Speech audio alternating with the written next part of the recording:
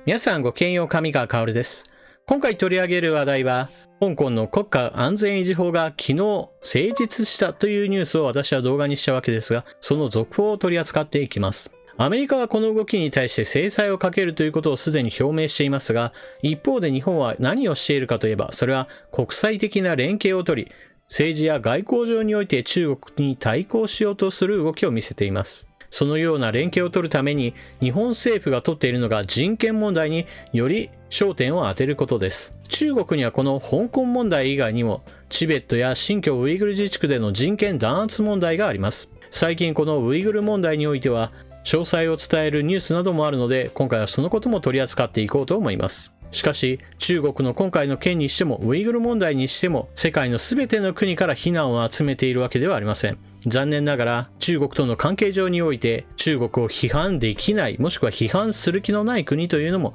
当然のように存在するのです。しかもそれがアジアの国、日本の隣にもあるということを今回はお伝えしようと思います。それでは日本の対中外交やウイグル問題、そして中国を批判しない国について取り上げていきます。それでは関連ニュースをどうぞ。香港国家安全法、中国は再検討、27カ国が共同声明。日本を含む27カ国は6月30日、香港で施行された国家安全維持法は同種の自由を害するとして、中国に対し再検討を求める共同声明を発表した。27カ国はまた、中国西部新疆ウイグル自治区への有意義な立ち入りを許可するよう中国に求めた。日本のほか、イギリス、フランス、ドイツなどが署名した声明は、スイス・ジュネーブの国連人権理事会でイギリスの在ジュネーブ国連大使が各国を代表し読み上げた。同理事会で中国が口頭で非難されるのは異例。27カ国は声明で、香港国家安全維持法が香港市民の人権に明確な影響を及ぼすとして深く高まる懸念を表明。香港の住民や立法、司法組織の直接的な介入なしに同法を成立させたことは一国二制度が保障する高度な自治と権利、自由を害するものだと主張した。声明はまた、この声明に署名した複数の国が新疆ウイグル自治区でのウイグル人など少数民族の恣意的な拘束、広範囲にわたる監視や制限をめぐり懸念を表明する書簡を昨年提出したと指摘。これらの深い懸念はこの度公になった追加情報により高まったと述べた。新疆ウイグル自治区をめぐっては6月29日、中国当局が人口抑制策としてウイグル人など少数民族の女性に対し不妊手術を強制しているとするドイツ人研究者による報告書が発表されている。記事の中で出てきた新疆ウイグル族の問題とは一体何なのか見ていきましょう。子供が増えるのは許さない。中国少数民族ウイグル族の女性に中絶や避妊などを強制化。中国当局は少数民族ウイグル族の女性たちを強制的に避妊させたり、妊娠中絶を行っていることが AP 通信の取材で分かった。中国政府がウイグル族の文化や民族性を消し去ろうとする中、2016年以降、少なくとも100万人のウイグル族の人々が収容施設に送り込まれている。AP 通信が元勾留者やその家族、収容施設の元教官ら30人の証言と政府の統計や当局の文書をもとに6月29日に報じた。2016年以降、中国は少なくとも100万人のウイグル族の人々を500以上の収容施設に抑留してきた。それらの施設は再教育施設または職業訓練、教育施設などと呼ばれている。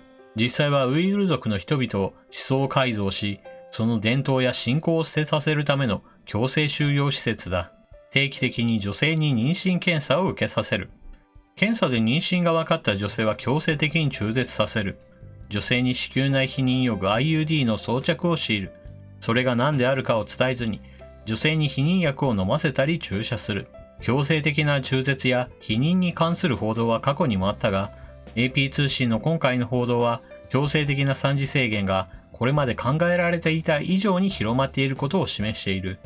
こうした措置は、数十万人のウイグル族の女性たちに影響を及ぼしていると AP 通信は伝えた。また、ウイグル族の人々が収容施設に送られる主な理由の一つが、子供の数が多すぎることだとも報じている。政府は、ある中国生まれのカザフ族の女性に対し、3人目の子供が生まれた後、IUD を装着するよう命じたと AP 通信は報じた。その後、女性は2人以上の子供を持ったことを理由に罰金2685ドル、約28万9000円を払うよう言われたという。加えて、複数の元勾留者が女性たちは強制的に IUD を装着させられたり、避妊薬と思われる注射を打たれていたと話しているという。2016年から2018年で新疆ウイグル自治区で不妊の人の数は7倍になったと AP 通信は報じた。こうした措置が大きな原因となって新疆ウイグル自治区の出生率は近年大幅に下がっている。ウイグル族の文化を消し去るというミッション。中国政府は非漢民族の文化を消し去ろうとしている。政府はウイグル族の人々を全員テロリストとみなして、しばしば宗教的な過激思想を理由に弾圧してきた。政府はウイグル族の人々の携帯電話にスパイウェアをインストールしたり、ファイル共有アプリを通じて個人を特定したり、街の至るところに何十万台もの顔認証カメラを設置するなど、テクノロジーを駆使し、ウイグル族の人々を監視している。他にも、ウイグル族の人々は自宅を伝統的な中国風の見た目に模様替えするよう強制されたり、収容施設では食べ物を手に入れるためにプロパガンダの歌を歌わされるなどしている。収容施設に拘留されている人たちは医学的な実験の対象にもされている。中国はウイグル族の一部から臓器を取っていると非難されている。ただ中国はこれを否定している。日本が世界各国と連携して中国に政治的な圧力を加えている一方、お隣の国は全く違う反応を見せています。韓国、香港は重要、中国批判避け。韓国の外務省報道官は6月30日の定例記者会見で、中国による香港国家安全維持法について、香港は我々と密接な人的、経済的な交流関係を持つ重要地域で、韓国政府は同法の可決に絡む動向と今後の影響を鋭意注視していると述べ、中国政府への批判を避けた。韓国は経済的に中国との貿易に大きく依存し、ムン・ジェイン政権は北朝鮮問題でも習近平政権の支援を期待しており、これまでも香港問題をめぐって習政権を刺激する言動を抑えてきた。香港の国家安全維持法、その詳細が出てきていますが、今回はそのことについては触れていませんでした。ほとんどの部分がすでに伝えられていた通りだったからです。ただし、その中においても一つ気になる言葉がありました。それは、海外の動向についても監視対象とし、場合によっては逮捕することが明記されていました。一体どのような場合がこの監視対象となり、そして逮捕されるか。それは、香港に関する非政府組織やもしくは報道機関などがこの香港問題に関して否定的な動きなどをしていると国家転覆罪やもしくはテロ活動を補助したような罪として逮捕対象となるというのです。このためインターネット上においては中国に対する批判的な言葉をした人間が香港に入ると全て逮捕されるかもしれないという話が回っています。実際そうなるかどうかはわかりませんが、しかしこのような法律は香港の法律と矛盾する場合、すべてに優先されるとされています。しかもそのような取り締まる機関は香港政府ではなく中国の北京政府の意向に基づいて動くことがすでに明記されており、中国にとって都合の悪いものは全てが取り締まり対象であると言っているようなものです。そういった意味では中国政府の行っていることに対して批判的な立場を私はしているので、もしかしたら香港に行ったら逮捕される可能性があります。法律の中においては非政府組織やもしくは報道機関などといったものが一つの例として挙げられているのですが、そのような例というのはいくらでも拡大解釈が可能なのです。中国においてはそのような法律があるよという建前さえあれば逮捕した後はどうにでもなる面があります。ですからその報道機関も私たちが考えるような、例えばテレビ局や新聞紙といった報道機関だけではなく、週刊誌であったり、もしくはインターネット上の SNS 等でも他の人に伝えたという意味で報道とみなされるかもしれません。また YouTube も同じようなものです。不特定多数の人々に向けて中国を批判するようなことを言っていた。お前はフリージャーナリストだなどと勝手に定義されるかもしれません。ちなみに私は YouTube でこうしてニュース解説を行っていますが、基本的には一般人に過ぎません。しかしそのような一般人の発言だったとしても、中国にとって目障りであればいつでも逮捕対象となり得るでしょう。そして今回取り上げたウイグル問題というのは私にとっては少しチャレンジな部分があります。というのも YouTube 上においては中国にとって都合の悪い情報というものが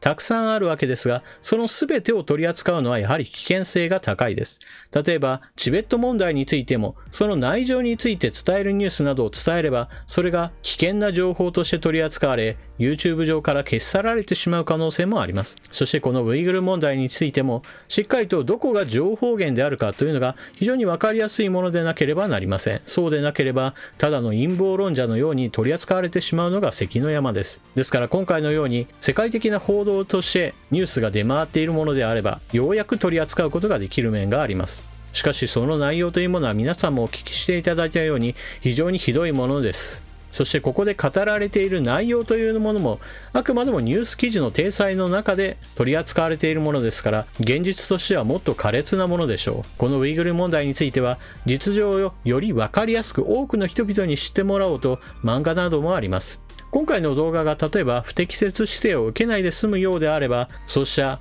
ウイグル問題について取り扱っている漫画なども紹介しようかなとは思っています。そして日本はこうした人権問題が中国にある、その人権問題を抱えている中国が国家安全維持法を使って一体香港で何をしようとしているのか、非常に危険性が高いことを世界各国に訴え、それに同調した国々との共同声明を出しています。これまで述べてきた話を聞けば、世界中が中国に対して反感を持ち、それに非難やもしくは反対意見を持っているといったような受け止め方をされる方もおられるでしょう。ところが現実はそうではありません。今回はその一例として韓国を取り上げました。韓国はこれから行われる G7 サミットに招待されています。その招待が一体どのような立場であるかというのはまだまだ議論がされており、アメリカのトランプ大統領があくまでもゲストとして呼ぶのかどうかというのが一つの焦点であります。この点についても以前動画にしたわけですが、韓国はどちらかというと参加に前向きです。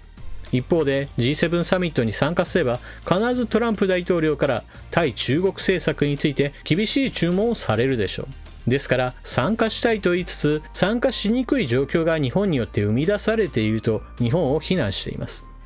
そしてこのような状況下で韓国は人権やもしくは国家間の約束を守らない中国に対して批判的になりません。そして韓国自身も全くそのような問題を抱えています。人権問題を捏造したりもしくは国家間の約束を守らないといった姿はまさに中国と50歩100歩大して変わらない国であることは明らかです。そして韓国のように中国との関係上において批判や非難といったことができない、そういった国々は別に韓国だけにとどまらないというのが現在の世界情勢でもあります。だからこそ日本のように問題があるということをまず提起し、その問題がいかにひどいものであるか世界に伝え、それによって多くの国々の支持を受け連帯していくということが今の時代には必要なのです。そしてその非難の対象というのは何も中国だけではありません。同じように韓国のような国に対しても日本はしっかりと問題を提起し、そして自分たちの味方も増やしていかなければなりません。もはや1対1で戦うような状況ではないのです。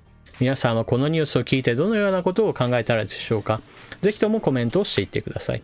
それでは動画を最後までご視聴いただきありがとうございました。チャンネル登録していない方はぜひともチャンネル登録を、そして動画が気に入ったらぜひとも SNS 等での拡散をお願いします。それでは次の動画でまたお目にかかりましょう。またね。